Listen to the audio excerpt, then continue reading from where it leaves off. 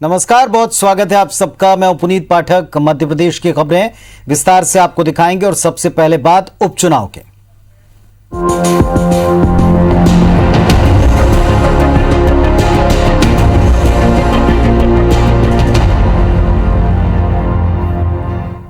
भोपाल से अहम खबर अभी कुछ ही देर पहले आई कि उपचुनाव को लेकर कांग्रेस पार्टी ने अब केवल एक सीट छोड़कर बाकी सभी पर प्रत्याशी उतार दिए हैं।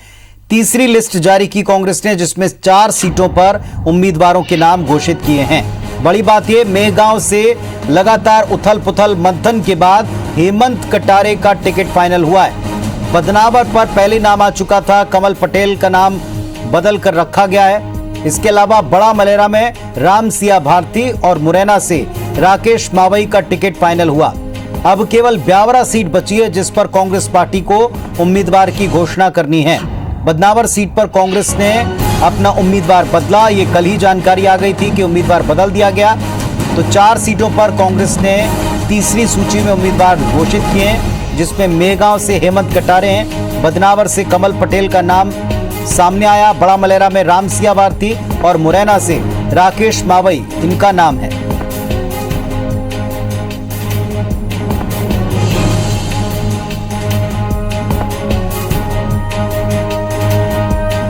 तो कांग्रेस पार्टी को अब केवल एक सीट के ऊपर अपना उम्मीदवार उतारना है। बदनावर सीट पर कांग्रेस ने जो कैंडिडेट बदला, उनका भी नाम इस सूची में दिया गया है। उपचुनाव के लिए कांग्रेस की तीसरी सूची है। 28 सीटों पर प्रदेश में उपचुनाव होने हैं, जिनमें से 27 सीटों पर ब्यावरा को छोड़कर 27 सीटों के ऊपर कांग्रेस अपने उम्मीदवार उतार चुकी है।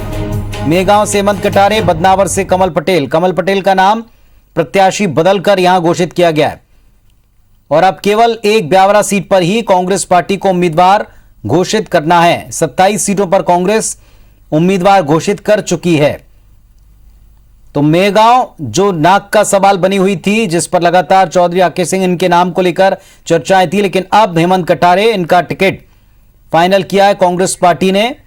कांग्रेस के दिग्गजों का इस पूरे मामले पर दबाव था और इसका असर भी देखने को मिल रहा है। हेमंत कटारे कांग्रेस प्रत्याशी होंगे। तो बड़ी खबर आपको बता रहे हैं इस वक्त की, मध्य प्रदेश कांग्रेस ने एक सीट छोड़कर बाकी सब पर प्रत्याशी घोषित कर दिए हैं। 4 सीटों पर तीसरी सूची में नाम घोषित कर दिए हैं। मेहगांव से हेमंत कटारे, बदनावर से कमल पटेल। बदनावर सीट पर पहले नाम घोषित था, बदला गया है। बड़ा मलेरा से राम सिया भारती और मुरैना से राकेश मावई इनका जन समर्थन और ग्वालियर दौरे के दरमियान जो रोड शो हुआ था, उसे देखते हुए टिकट इनका तय बताया जा रहा था। और हमारे साथ इस वक्त हमारे सहयोगी नासिर गौरी जुड़ रहे हैं। नासिर, जिस तरीके की स्थितियां थी, अब केवल एक सीट बची है, बाकी सब पर नाम सामने आ चुके हैं। बिल्कुल, ये कांग्रेस की तीसरी लिस्ट है और 27 नामों की घोषणा हो चुकी है और एक नाम खाली बचा है। लेकिन सबसे बड़ा बदलाव देखा जाए तो धार के बदनावर सीट से है। और जैसा कि लगातार विरोध हो रहा था, पहले अभिषेक सिंह का नाम घोषित किया गया था, लेकिन लगातार जिस तरह से विरोध हो रहा था, उसके बाद कांग्रेस ने अपना टिकट बदला, यानी कि कमल पटेल को अब उम्मीदवार बनाया है। तो साथ ही बात करेंगे ये चंबल की 2 सीटें बहुत महत्वपूर्ण थी, मेहगांव और मुरैना सीट। यहाँ से लगातार दावेदारी कर रहे थे पूर्व मंत्री रहे राकेश सिंह चौधरी, और वो लगातार दावेदारी कर रहे थे, लेकिन उनके नाम को लेकर लगातार विरोध था। दिग्विजय सिंह और गोविंद सिंह लगातार नाम को लेकर विरोध कर रहे थे, और जिसके चलते उनको मेहगांव सीट से एक ब्राह्मण चेहरा चाहिए था, यानी कि वो चेहरा हेमंत कटारे के रूप में कांग्रेस ने तलाशा है। क्योंकि अब जो वहां का जो चुनाव है, अगर जातीय हिसाब से समझे तो चंबल अंचल में बहुत सी ऐसी सीटें हैं जहां पर जातीय मुकाबला होता है। ऐसे में मेहगांव की सीट भी उससे अछूती नहीं है। यहाँ का अगर देखा जाए तो अब क्षत्रिय बनाम ब्राह्मण चुनाव होगा, क्योंकि उनका मुकाबला डॉक्टर ओपीएस भदौरिया से होगा, जो मंत्री हैं मौजूदा सरकार में, और वो कांग्रेस के टिकट पर चुनाव लड़े थे, जीत गए थे, लेकिन अपने नेता ज्योतिरादित्य सिंधिया के कहने पर उन्होंने पार्टी बदल ली थी। लेकिन अब उनका मुकाबला मेहगांव से हेमंत कटारे से होगा। हेमंत कटारे पूर्व विधायक हैं, नेता प्रतिपक्ष सत्यदेव कटारे हैं, उनके बेटे हैं, विधायक भी रह चुके हैं, लेकिन उनका जो पूरा फोकस था वो अटेर से था। लेकिन जिस तरह से मेहगांव को लेकर लगातार माथापच्ची कांग्रेस में हो रही थी कि किसको टिकट दे, कई सारे नाम थे, लेकिन सबसे जो प्रबल नाम माना जा रहा था राकेश चौधरी राकेश सिंह का माना जा रहा था, लेकिन उनके नाम पर सहमति नहीं बन पा रही थी। डॉक्टर गोविंद सिंह और दिग्विजय सिंह की आपत्ति थी, अजय सिंह की आपत्ति थी, जिसके चलते हेमंत कटारे का नाम वहां से फाइनल हो गया है। दूसरी बात करें मुरैना की, मुरैना से भी कई सारे जो कांग्रेस के जो नेता थे वो कतार में थे और गुर्जर बाहुल्य सीट है ये। तो ऐसे में कांग्रेस ने राकेश मावई को अपना उम्मीदवार बनाया है। राकेश मावई मुरैना के शहर जिला कांग्रेस के अध्यक्ष भी हैं और लगातार वो कांग्रेस की गतिविधियां, जिस तरह से खासम खास भी कहा जाता था उनको कि ज्योतिरादित्य सिंधिया के खास भी हैं, लेकिन जब ज्योतिरादित्य सिंधिया ने बीजेपी में गए थे लेकिन उन्होंने कांग्रेस का दामन नहीं छोड़ा था, कांग्रेस के सच्चे सिपाही की तरह वो लगे रहे और जिसका फल आज उनको टिकट के रूप में मिला है। तो उनका मुकाबला रघुराज सिंह कंसाना से होगा, जो ज्योतिरादित्य सिंधिया के समर्थक है, जिन्होंने कांग्रेस के विधायक के रूप में उनको मुरैना में चुना गया था, लेकिन उन्होंने अपने नेता यानी कि ज्योतिरादित्य सिंधिया के कहने पर पार्टी बदल ली थी। तो कुल मिलाकर देखा जाए तो कांग्रेस ने अभी तक जो 28 सीटों पर चुनाव होना है वहां से 27 सीटों पर अपने प्रत्याशियों के नाम की घोषणा है वो कर दी है, बाकी एक सीट है वो बची रह गई है। लेकिन सबसे अहम बात यह है कि अभी तक बीजेपी कोई अधिकृत सूची अपने प्रत्याशियों को लेकर जारी नहीं कर चुकी है। उसकी कई स्तर की जो मीटिंग है, कई स्टेप्स में मीटिंग हो चुकी है, केंद्रीय नेतृत्व की मीटिंग हो चुकी है, प्रदेश के नेतृत्व की मीटिंग हो चुकी है, लेकिन ऑफिशियली जो अधिकृत जो सूची है वो अभी तक बीजेपी है वो जारी नहीं कर सकी है और इसको लेकर लगातार कांग्रेस की तंज कस रही है। तो कुल मिलाकर देखें तो कांग्रेस जो नामों की जो घोषणा करने में है वो आगे है और पूरी तरह से फुल फ्रंट फुट में खेलने को तैयार है।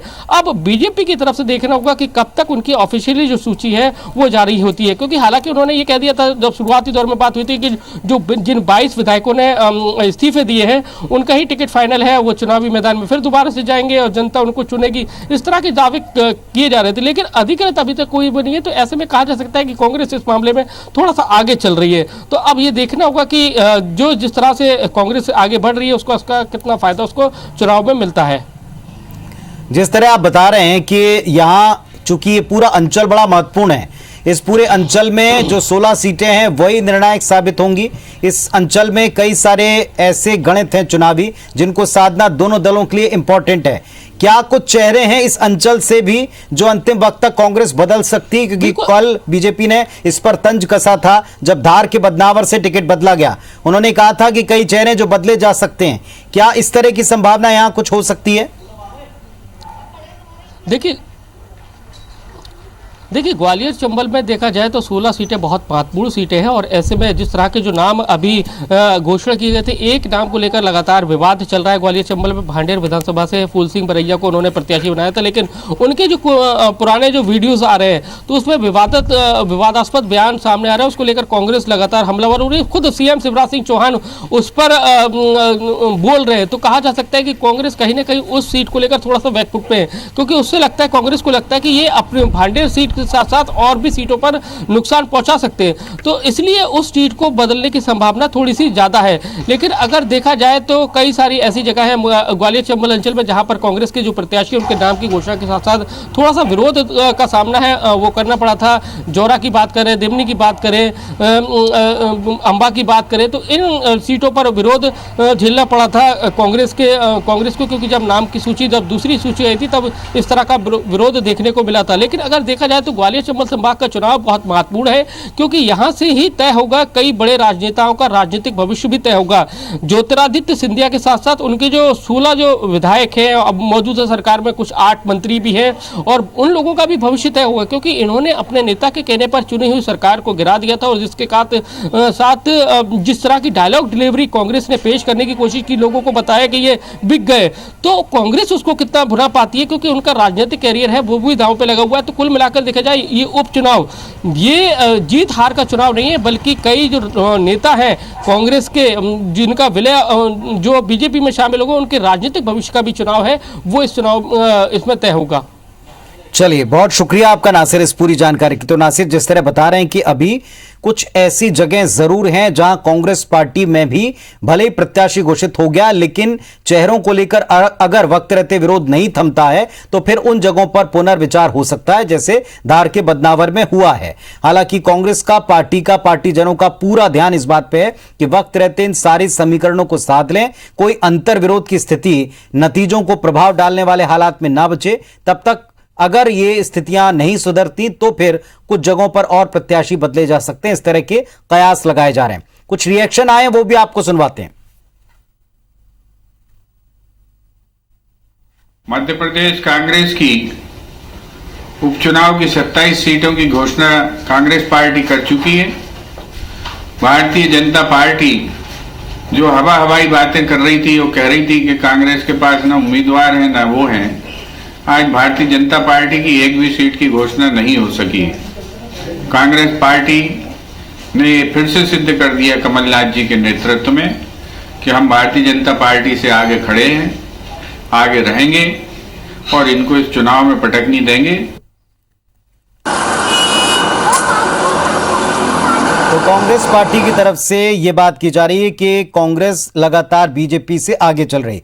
सुधीर दंडोतिया हमारे साथ में जुड़ रहे हैं भोपाल से। अब सुधीर, कांग्रेस पार्टी इस मामले में तो वाकई आगे कि उसने अपने कैंडिडेट डिक्लेयर कर दिए, केवल एक सीट छोड़ दें तो बाकी सब पर उम्मीदवार ला दिए। जहां असंतोष दिख रहा था, जहां विरोध दिख रहा था, उसको मैनेज करते हुए चेहरा बदल दिया।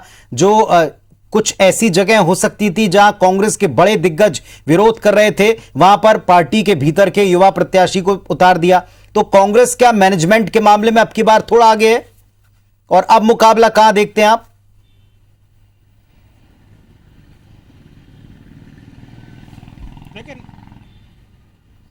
देखिए, निश्चित तौर पर कांग्रेस शुरुआत से अगर बात करें कि जिस दिन से सरकार गिरी थी कांग्रेस की, उसी दिन से चुनावी मोड में थी। लिहाजा चुनावी मैनेजमेंट को लेकर अगर बात की जाए तो कांग्रेस ने अपने जो सिपाही थे उनको पहले से तैनात कर दिया था। केवल चुनाव में चेहरों को चुनना था। लिहाजा उस मामले में भी कांग्रेस कहीं ना कहीं आगे निकलती आई और जैसे जैसे कांग्रेस को लगा कि सर्वे के आधार पर या फिर जिताऊ उम्मीदवार चेहरे की तलाश पूरी हुई है, उन सीटों पर कांग्रेस ने धीरे धीरे अपने प्रत्याशियों के नाम का ऐलान भी किया और जो अब तक बिल्कुल साफ नजर भी आ रहा है। हालांकि कुछ एक जगह पर असमंजस की स्थिति बनी हुई थी, चाहे हम धार के बदनावर की बात करें, हाटपलिया की बात करें या फिर दूसरी अन्य विधानसभा सीट, जिनमें कहा जा रहा था कि कांग्रेस शायद ऐसे उम्मीदवारों पर दाव खेले जो बीजेपी से अचानक आकर चौंका सकते हैं। कई ऐसे बड़े नामों की चर्चा थी। दीपक जोशी ने खुद स्वीकार किया कि वो कांग्रेस के नेताओं के संपर्क में थे और कांग्रेस चाहती थी कि शायद अगर वो आते तो निश्चित तौर पर उन पर दाव लगाया जाता, पर लेकिन उनके नहीं आने के कारण फिर से नए सिरे से यहाँ पर प्रत्याशी दिया गया। बदनावर में भी यही स्थिति देखने को मिली, जहाँ पर कमल पटेल को दोबारा नया चेहरा बनाया गया। इससे पहले जो अभिषेक सिंह टिंकू बनाते उनको उम्मीदवार बनाया गया था, पर लेकिन सर्वे को लेकर या स्थानीय कहना चाहिए कि जीत को लेकर शायद कांग्रेस आश्वस्त नहीं थी, क्योंकि यहाँ पर भंवर सिंह शेखावत पर दाव पहली पसंद कांग्रेस की माना जा रहा था। उन्होंने कांग्रेस का दामन नहीं थामा, तो आखिर में कांग्रेस ने अपनी पार्टी के भीतर से जो सबसे बड़े उम्मीदवार थे उनको टिकट देने का फैसला बनाया। तो रणनीति लगातार यहाँ पर पल पल पर कांग्रेस की जो कहना चाहिए कि चुनाव के हिसाब से बदली जा रही है, पर लेकिन चुनावी जमावट की बात हो या चुनावी मैनेजमेंट की बात हो, ये निश्चित तौर पर कहा जा सकता है कि 2018 का चुनाव जिस तरीके से कांग्रेस ने जीता था, लगभग उसी तर्ज पर पूर्व मुख्यमंत्री कमलनाथ के हाथ में इस समय चुनावी मैनेजमेंट की कमान है और लगभग उसी तरीके से बिसात उन्होंने यहाँ पर बिछाना शुरू हुई है। देखना होगा कि चेहरों को लेकर जो बची हुई स्थिति है वो कब तक साफ होती है, पर लेकिन निश्चित तौर पर ये जरूर कहना होगा कि कांग्रेस रिस्क लेने के इसमें पोजीशन में इस समय बिल्कुल भी नहीं है। लिहाजा केवल जीत वाले उम्मीदवार, जो जीत वाले चेहरे हैं, उन्हीं पर दाव खेला जाएगा। मैनेजमेंट की कमान कांग्रेस के नेता जो है काफी समय से संभाल रहे हैं और उसकी रणनीति जो है वो पूर्व मुख्यमंत्री कमलनाथ तैयार कर रहे हैं। पुनीत, चलिए, तो अब देखना होगा कि जो सियासी जमावट है, जो कसावट एक तरह से दिख रही है मैनेजमेंट को लेकर के, ये जमीन के ऊपर कितना असर दिखा पाती है। फिलहाल कांग्रेस ने 28 में से 27 चेहरे उतार दिए। एक चेहरा जो इसमें से बदला गया था बदनावर का, उस चेहरे को भी इस सूची में जगह मिली। अब केवल एक सीट बची है जिस पर कांग्रेस पार्टी को अपना टिकट फाइनल करना है। बीजेपी में अब तक एक भी चेहरा घोषित नहीं हुआ है, हालांकि वो भी कहते हैं कि उनके पास नाम तय है। शुक्रिया सुधीर आपका इस पूरी जानकारी के लिए। बड़ी खबर भोपाल से। मनुआ भान टेकरी में रेप के बाद हत्या के मामले में राज्य सरकार ने सीबीआई जांच के आदेश दे दिए हैं। 30 अप्रैल 2019 को दुष्कर्म के बाद हत्या हुई थी। 12 साल की बच्ची से दुष्कर्म के बाद में हत्या की गई थी। गृह विभाग ने सीबीआई को राज्य सरकार की सहमति भेजी है। अपराधियों पर कड़ी सजा दिलाने को लेकर प्रतिबद्धता मुख्यमंत्री ने जाहिर की।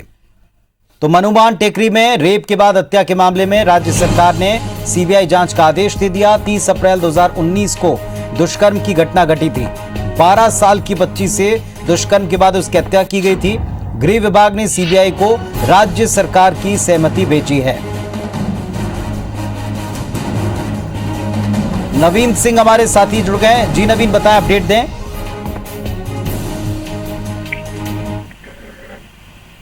जी नवीन, अपडेट दें। देखिए पुनीत, 30 अप्रैल 2019 को मनोभान की टेकरी में एक 12 साल की बच्ची के साथ बलात्कार होता है और उस मामले में 2 आरोपी अविनाश साहू और जस्टिन, इन 2 आरोपियों को पुलिस शुरुआत में ही पकड़ लेती है और तकरीबन 25 गवाहों के बयान भी हो जाते हैं। लेकिन जब सागर से फोरेंसिक रिपोर्ट आती है तो फोरेंसिक रिपोर्ट में जस्टिन और अविनाश साहू का कहीं से दूर दूर तक लड़की के साथ कोई कनेक्शन नहीं मिलता है। मामला ये था, लड़की के साथ पहले रेप किया, फिर पत्थर से उसका सर कुचलकर उसकी हत्या कर दी और शक गया अविनाश साहू उसकी बुआ का बॉयफ्रेंड था और जस्टिन उस बच्ची का फ्रेंड था। तो पुलिस ने शक के आधार पर इन दोनों की गिरफ्तारी कर ली। इनके परिजन, दोनों आरोपियों के परिजन बार बार ये दावा करते रहे कि आरोपी बेकसूर है, उनका किसी तरीके से कोई कनेक्शन इस तरीके का नहीं है। जबकि उस बच्ची को खोजने में इन दोनों आरोपियों ने मृतका की बुआ और परिवार की मदद की थी, लेकिन पुलिस ने इनको आरोपी बनाया और पुलिस ने अब तक इनको जेल में रखा हुआ है।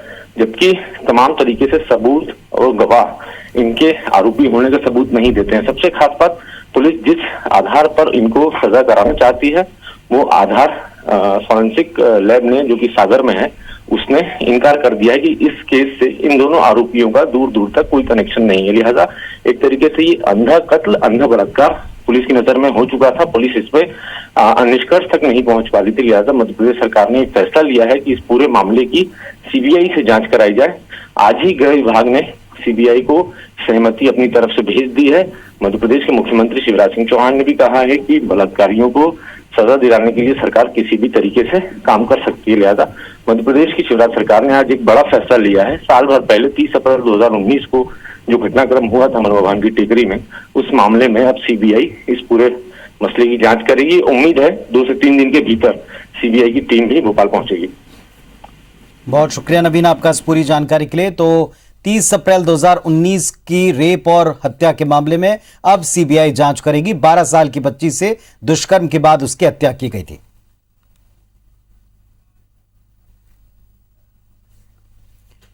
मुख्यमंत्री शिवराज सिंह चौहान की अध्यक्षता में आज कैबिनेट की वर्चुअल मीटिंग हुई। कैबिनेट की तरफ से जो फैसले लिए गए कि पिछले साल की तरह 2019-20 और 20-21 में नगरीय निकायों में स्ट्रीट लाइट विद्युत संयोजन के लिए मध्य प्रदेश विद्युत नियामक आयोग की ओर से नियत लागत प्रभार पर 95 रुपए प्रति किलोवाट हर महीने की सब्सिडी जारी रखी जाएगी।